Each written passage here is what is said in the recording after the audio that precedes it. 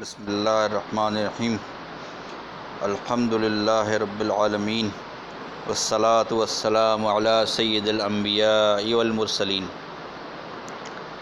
آج کا ہمارا ٹاپک ہے قارون کی دولت، ویلتھ آف قارون۔ کچھ آیات ہیں سورہ قصص کی آیات نمبر 76 سے 81 تک، یہ ہم پڑھیں گے انشاءاللہ۔ قارون کے بارے میں ہیں۔ قارون حضرت موسیٰ علیہ السلام کی قوم میں سے تھا، جو کہ بہت دولت تھی اس کے پاس، اور اس نے جو ہے وہ حضرت موسیٰ علیہ السلام کی قوم کے خلاف کام کیا اور ان سے غداری کی۔ تو اس سلسلے میں اللہ تعالیٰ فرماتے ہیں سورہ قصص آیت نمبر 76 میں، بسم اللہ الرحمن الرحیم، ان قارون کان من قوم موسیٰ فبغى علیہم۔ یقیناً قارون، کورہ اس کا نام لیا گیا ہے۔ توریت کی جو کتاب ہے اس میں کورہ کے نام سے قارون کو کہا گیا ہے، یعنی قارون موسیٰ کی قوم میں سے تھا، پھر اس نے ان کے خلاف زیادتی کی، مطلب اس قوم کے خلاف اس نے کام کیا، زیادتی کی۔ فبغى علیہم، اس نے اس کے خلاف زیادتی کی۔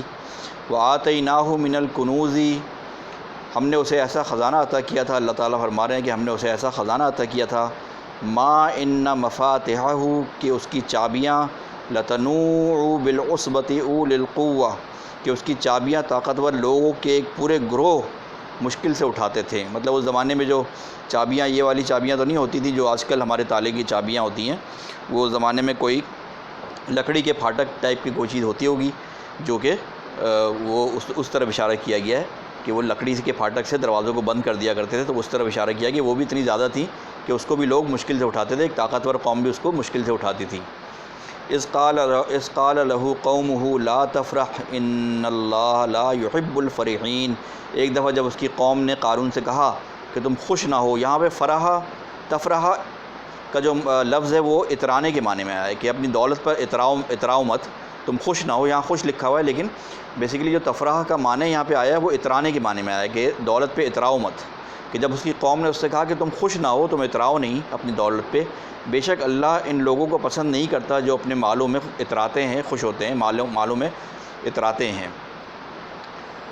اگلی آیت میں اللہ تعالیٰ فرماتے ہیں وابتغی فیما آتاک اللہ دار الآخرہ، اور اللہ نے تمہیں جو مال دیا ہے اس سے آخرت کا گھر تلاش کرو۔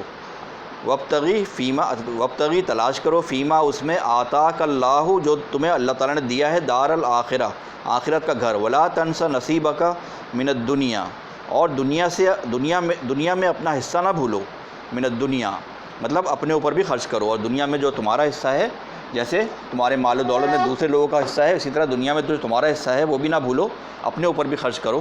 وَأَحْسِن كَمَا أَحْسَنَ اللَّهُ إِلَيْكَ، اور لوگوں کے ساتھ احسان کرو جیسا اللہ نے تمہارے ساتھ احسان کیا ہے۔ وَلَا تَبْغِ الْفَسَادَ فِي الْأَرْضِ، اور زمین میں فساد مت پھیلاؤ، مطلب اللہ جو اس کی تشریح میں نے پڑھا کہ زمین میں فساد مت پھیلانے کا مطلب، نہ پھیلانے کا مطلب یہ ہے کہ اللہ تعالیٰ کے دین کی رکاوٹ نہ ڈالو۔ حضرت موسیٰ علیہ السلام جو تبلیغ کر رہے تھے، جو اللہ تعالیٰ کا دین پھیلا رہے تھے، وہ اس میں رکاوٹ ڈالتا تھا، اس کی قوم کے خلاف، ان کی قوم کے خلاف، حضرت موسیٰ علیہ السلام کی قوم کے خلاف ہو گیا تھا، اور ان کے جو کام ہے اس میں رکاوٹیں ڈالتا تھا۔ تو بیسیکلی ان اللہ لا يحب المفسدین، اللہ تعالیٰ فساد کرنے والوں کو پسند نہیں کرتا۔ تو پچھلی آیت میں جو آخری جملہ ہے، اذ قال له قومه لا تفرح ان اللہ لا يحب الفرحین، تو ڈاکٹر اسرار صاحب فرماتے ہیں کہ یہ جن کے پاس بہت زیادہ مال و دولت اللہ تعالیٰ نے عطا کیا ہے، یہ 5 پرنسپلز ہیں، 5 رولز ہیں جو ان کو یاد رکھنے چاہیے۔ پہلا کیا ہے؟ اذ قال له، قوم نے قارون سے کہا کہ لا تفرح، اتراؤ مت، اپنی اس دولت پہ اتراؤ مت، بے شک اللہ تعالیٰ اترانے والوں کو پسند نہیں کرتا، نمبر 1۔ نمبر 2، وابتغی فیما آتاک اللہ دار الآخرہ، اپنا مال یوز کرو، خرچ کرو آخرت کے گھر کا بنانے کے لیے، آخرت کا گھر خریدنے کے لیے، اللہ تعالیٰ کی راہ میں آخرت کے گھر خریدنے کے لیے اس مال کو اللہ تعالیٰ کی راہ میں خرچ کرو، مطلب انفاق فی سبیل اللہ کرو۔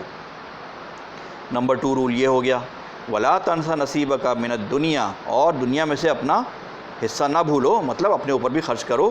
رہبانیت کا تو کوئی تصور اسلام میں نہیں ہے، کہ اللہ تعالیٰ نے یہ نہیں فرمایا کہ دنیا داری چھوڑ دو اور سب کچھ چھوڑ کے جنگلوں میں بیٹھ جاؤ اور اللہ کرتے رہو، یہ رہبانیت کا تصور اسلام میں نہیں ہے۔ اسلام کہتا ہے کہ دنیا کے بھی کام کرو، لیکن فوقیت جو ہے وہ اللہ تعالیٰ کو دو، اور اللہ تعالیٰ کو یاد رکھو، دنیا کے ہر کام میں اللہ تعالیٰ کو انوالو کرو، اور دنیا کے بھی کام کرو، لیکن اس میں آپ کی پرائرٹیز جو ہیں وہ دین کا کام ہونی چاہیے، اور دنیا کے ہر کام میں اللہ تعالیٰ کی انوالومنٹ اللہ تعالیٰ کو انوالو کیا جائے، اللہ تعالیٰ سے دعا کی جائے، اللہ تعالیٰ سے مدد مانگی جائے، بندوں سے مدد مانگنے کے بجائے اللہ تعالیٰ سے مدد مانگی جائے۔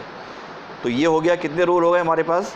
وابتغی فیما آتاک اللہ دار الآخرہ، آخرت کا گھر تلاش، آخرت کا گھر خریدو اپنی دولت سے، دوسرا رول ہے۔ تیسرا ولا تنس نصیبک من الدنیا، دنیا میں سے اپنا حصہ مت بھولو، اپنے اوپر بھی خرچ کرو۔ 3 رول ہو گئے۔ چوتھا رول وَأَحْسِن كَمَا أَحْسَنَ اللَّهُ إِلَيْكَ، اور احسان کرو لوگوں کے ساتھ جیسا کہ اللہ نے تمہارے ساتھ بھلائی کی ہے، تمہارے ساتھ احسان کیا ہے۔ 4 رول ہو گئے۔ 5واں رول کیا ہے؟ وَلَا تَبْغِ الْفَسَادَ فِي الْأَرْضِ، اور زمین میں فساد مت مچاؤ، مطلب اللہ کے دین میں کے پھیلانے میں جو لوگ اللہ کا دین پھیلا رہے ہیں اگر خود نہیں کر سکتے تو اس راہ میں رکاوٹ نہ بنو، بلکہ اس راہ کو فیسیلیٹیٹ کرو، ان لوگوں کو فیسیلیٹیٹ کرو اور اللہ کے دین کے لیے کام کرو اور فساد مت مچاؤ۔ یہ 5 رولز بتایا گیا ہے کہ ان لوگوں کو خاص طور پہ یہ 5 رولز فالو کرنے چاہیے جن کو اللہ تعالیٰ نے بہت مال و دولت دی ہے اس دنیا میں۔ ان اللہ لا يحب المفسدین، بے شک اللہ تعالیٰ فساد کرنے والوں کو پسند نہیں کرتا، محبت نہیں کرتا۔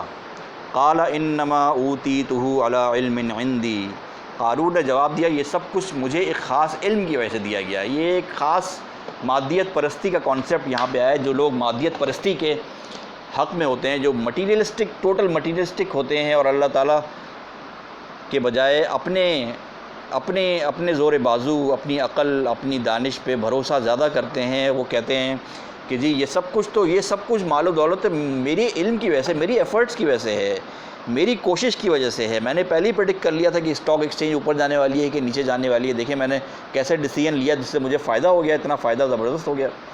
تو یہ مادیت پرستی کا ایک رزلٹ ہے ان لوگوں کے جو کہ بالکل ٹوٹلی مادہ پرست لوگ ہیں۔ یہ سب کچھ اللہ تعالیٰ کی طرف سے ہوتا ہے۔ فضل اور رزق، تو رزق کو فضل کہا گیا ہے، فضل اللہ تعالیٰ کی طرف سے ہوتا ہے، اور کہا گیا ہے کہ فضل اللہ تعالیٰ کا فضل تلاش کرو۔ اللہ تعالیٰ تو اگر ہمارے گھٹنے کی ہڈی ذرا سے ہلا دے نا، گھٹنے کا جوڑ ذرا سا ہلا دے تو ہم چل نہیں سکتے، ہماری آنکھوں میں ذرا سا کوئی مسئلہ پیدا ہو جائے تو خدا نخواستہ ہم دیکھ نہیں سکتے، تو ہم کیا ہیں؟ ہم ہر چیز پہ تو ڈیپینڈنٹ ہے اللہ تعالیٰ کے، ہم نے اپنے آپ کو کیا سمجھ لیا ہے؟ تو یہ مادہ پرستی جو ہے نا، مادہ پرستی کا جو کانسیپٹ ہے، یہ جو لوگ مادہ پرستی کو پوچھتے ہیں نا، وہ یہ کہتے ہیں کہ یہ سب کچھ تو مجھے ایک خاص علم کی وجہ سے دیا گیا، میرا علم ہے، میری ایفرٹ ہے، میری ایفرٹ اور میرے علم کی وجہ سے تو یہ دولت ہے آج میرے پاس۔ اللہ تعالیٰ بچائے ہم سب کو اس تھنکنگ سے۔ تو قارون نے کہا قال انما اوتیتہ علی علم عندی، اس نے جواب دیا یہ سب کچھ مجھے ایک خاص علم کی وجہ سے مجھے دیا گیا ہے۔ اولم یعلم ان اللہ قد اہلک من قبلہ من القرون، اللہ تعالیٰ فرماتے ہیں کیا وہ نہیں جانتا تھا، قارون نہیں جانتا تھا کہ اللہ نے اس سے پہلے ان لوگوں کو تباہ کر دیا جو کہ اس سے بہت زیادہ طاقتور تھے۔ ان اللہ قد اہلک من قبلہ من القرون من هو اشد منہ قوتا واکثر جمعا، جو پہلے لوگوں کو ہلاک کر دیا گیا جو کہ اس سے بہت زیادہ طاقتور تھے اور ان کی تعداد بھی بہت زیادہ تھی۔ ولا یسأل عن ذنوبہم المجرمون، اور مجرموں سے، شریروں سے، گناہگاروں سے ان کے گناہوں کے بارے میں نہیں پوچھا جائے گا، نہیں پوچھا جاتا۔ ان کے تو چہروں پہ لکھا ہوگا قیامت کے دن کہ یہ گناہگار ہیں، یہ مجرم ہیں۔ قرآن کی آیت ہے کہ لوگوں کو ان کے چہروں سے پہچان لیا جائے گا قیامت کے دن۔ جو اعمال ہوں گے جس طرح کے، اسی طرح سے چہرے بھی ہوں گے لوگوں کے۔ اچھے اعمال کرنے والوں کے چہرے روشن ہوں گے، اور اللہ معاف کرے جو برے اعمال کرتے ہوں گے ان کے چہرے جو ہے وہ سیاہ ہوں گے۔ تو چہرے سے ہی پہچان لیا جائے گا۔ تو اس نے کہا کہ یہ دولت تو میرے علم کی وجہ سے دی گئی ہے۔ تو اللہ تعالیٰ فرماتے ہیں کہ کیا اس کو نہیں معلوم تھا کہ ہم نے اس سے پہلے اس سے طاقتور قوموں کو ہلاک کر دیا جو اس سے کئی گنا طاقت میں زیادہ تھیں، اور مجرموں سے ہم سوال نہیں کرتے، مجرموں کے چہرے پہ لکھا ہوتا ہے کہ جو اس نے اعمال کیے ہیں۔ فخرج علی قومہ فی زینتہ، پھر ایک دن قارون پوری چمک دمک کے ساتھ اپنی قوم کے درمیان نکلا، اپنی دولت کا شو آف کرنے، شو آف ویلتھ کرنے، دولت کا شو آف ویلتھ کیا اس نے اپنی قوم کے سامنے۔ قال الذین یریدون الحیات الدنیا، یہاں پھر یریدون حیات الدنیا آگے، جو لوگ دنیا کی زندگی کے خواہاں ہیں، جو لوگ طالب دنیا ہیں، جو لوگ دنیا کی زندگی کے طلبگار ہیں، انہوں نے تمنا کی، کیا تمنا کی؟ یا لیت لنا مثل ما اوتی قارون، کاش ہمیں بھی وہی ملتا جو قارون کے پاس ہے، اتنا مال و دولت اللہ تعالیٰ نے اس کو عطا کیا ہے، کاش ہمیں بھی وہی ملتا۔ دنیاوی دولت کا انہوں نے خواہش کی، جو لوگ دنیا کے طلبگار تھے۔ یہ پوائنٹ، یہ سبجیکٹ سورہ ہود کی آیت نمبر 15-16 میں بھی آیا ہے، اور سورہ کہف کی آخری آیات میں بھی اس کا ذکر ہے کہ جو لوگ طالب دنیا ہوں گے، آپ جتنی بھی عبادات کر لیں اور جو کچھ کر لیں، وہ سب اعمال آپ کے ضائع ہو جائیں گے اگر آپ کا مین آبجیکٹو آخرت حاصل کرنا نہیں ہے۔ اگر آپ کا آبجیکٹو دنیا حاصل کرنا ہے، دنیا کی اٹریکشنز حاصل کرنا ہے، دنیا کا پیسہ حاصل کرنا ہے، آخرت میں کوئی آپ کا آبجیکٹو نہیں ہے، تو پھر آپ کے اعمال بھی آپ کو فائدہ نہیں پہنچائیں گے، وہ اعمال آپ کے ختم کر دیے جائیں گے، نل اینڈ وائڈ، نلیفائی کر دیے جائیں گے۔ سورہ ہود آیت نمبر 15-16 ریفرنس کے لیے بتا رہا ہوں آپ کو، وہ پڑھ لیجئے گا۔ تو وہ اپنی شو آف کرنے نکلا، اور جو لوگ دنیا کی زندگی کے خواہاں تھے انہوں نے کہا کہ کاش ہمیں بھی وہی ملتا جو قارون کے پاس ہے، خواہی ظاہر کی اس کے پاس واقعی بہت بڑی خوش قسمتی ہے۔ ما اوتیہ یا لیت لنا مثل ما اوتیہ قارون انہ لذو حظ عظیم، یہ تو بہت خوش قسمتی ہے، حظ عظیم، بہت بڑی خوش قسمتی ہے، بہت بڑا خوش قسمت آدمی ہے قارون، اس کے بعد اتنی دولت ہے۔ جو دنیا کے خواہش تھے انہوں نے یہ کہا، لیکن جو لوگ سچے علم سے مالا مال تھے، وقال الذین اوتوا العلم، جو لوگ سچے علم سے مالا مال تھے، ویلکم ثواب اللہ، انہوں نے کہا تم پر افسوس ہے، اللہ کا اجر ان لوگوں کے لیے بہتر ہے، ثواب اللہ خیر لمن آمن وعمل صالحا، بلکہ اللہ تعالیٰ کا ثواب، اللہ تعالیٰ کا اجر ان لوگوں کے لیے بہتر ہے جو ایمان لائے اور عمل صالح کیا انہوں نے۔ ولا یلقاها الا الصابرون، لیکن یہ عمل صالح والی سٹیج صرف ان لوگوں کو ملتی ہے جو اس دنیا میں صبر کریں۔ وتواصوا بالحق وتواصوا بالصبر، سورہ عصر میں ہے۔ تو صبر کرنا ایک نہایت ہی عظیم کام ہے، ایک بڑا کام ہے۔ یہ عمل صالح اور یہ ایمان والی سٹیج انہی لوگوں کو ملتی ہے جو کہ اس دنیا میں صبر کریں، لیکن صبر کرنے والوں کے سوا اس لیول تک کوئی نہیں پہنچ سکتا۔ کس لیول تک؟ جس کو اللہ تعالیٰ اجر دے، آخرت کا اجر دے۔ تو یہ دوسری کیٹیگری کے لوگوں نے کہا کہ بھائی تمہارے اوپر افسوس ہے، یہ تو اللہ کا اجر تو بہت بڑا ہے، اس سے یہ تو مال و دولت، تو دنیاوی مال و دولت قارون کو دی ہوئی ہے، اللہ تعالیٰ کا آخرت کا اجر تو اس سے بہت بڑا ہے۔ یہ دوسری کیٹیگری کے لوگ تھے۔ فخسفنا بہ وبدارہ الارض، آخرکار ہم نے قارون کو زمین سے، اسے اور اس کے گھر کو نگل لیا، زمین کے ذریعے سے قارون کو دھسا دیا گیا اور اس کے گھر کو دھسا دیا گیا۔ فخسفنا بہ وبدارہ الارض، اللہ تعالیٰ کی طرف سے عذاب آیا، اور اس غرور کی وجہ سے، اس ایروگنس کی وجہ سے، اس تکبر کی وجہ سے اور اس دنیا پرستی کی وجہ سے قارون کو زمین میں دھسا دیا گیا اور اس کے گھر کو بھی دھسا دیا گیا۔ فما کان لہ من فئۃ ینصرونہ من دون اللہ، اور اس کے بعد نہیں تھا من فئۃ، کوئی گروہ اس کی مدد کے لیے اللہ کے سوا، من دون اللہ، اللہ کے سوا کوئی گروہ اس کی مدد کے لیے نہیں تھا۔ وما کان من المنتصرین، اور نہ ہی وہ کوئی مدد کرنے والا تھا اپنے آپ کی، منتصرین، نہ وہ اپنے لیے کوئی مددگار ثابت ہوا، نہ اپنے لیے کوئی مدد کرنے والا ثابت ہوا۔ تو یہ چھوٹا سا واقعہ تھا سورہ قصص میں، آیات نمبر 76 سے 81 تک۔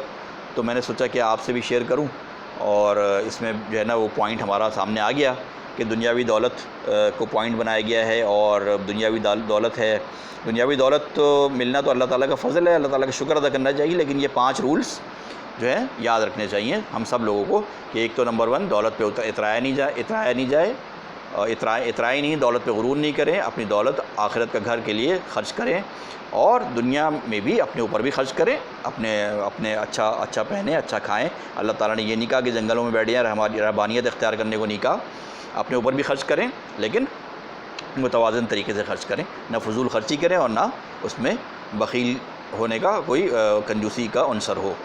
اور اس کے بعد لوگوں کے ساتھ احسان کریں، لوگوں پر خرچ کریں، لوگوں کے ساتھ احسان کریں، جیسا کہ اللہ تعالیٰ نے ان پر احسان کیا، اس آدمی پر احسان کیا جس کے پاس دولت دی گئی۔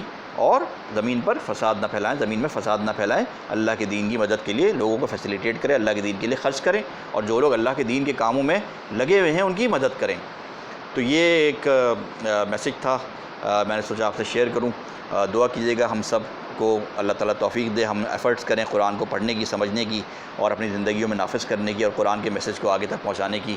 اس میسیج کو بھی آگے تک پہنچائیے تاکہ لوگ اس کو پڑھیں اور قرآن سے جو ہے نا وہ جڑ جائیں، اپنی زندگیاں قرآن سے جوڑ دیں۔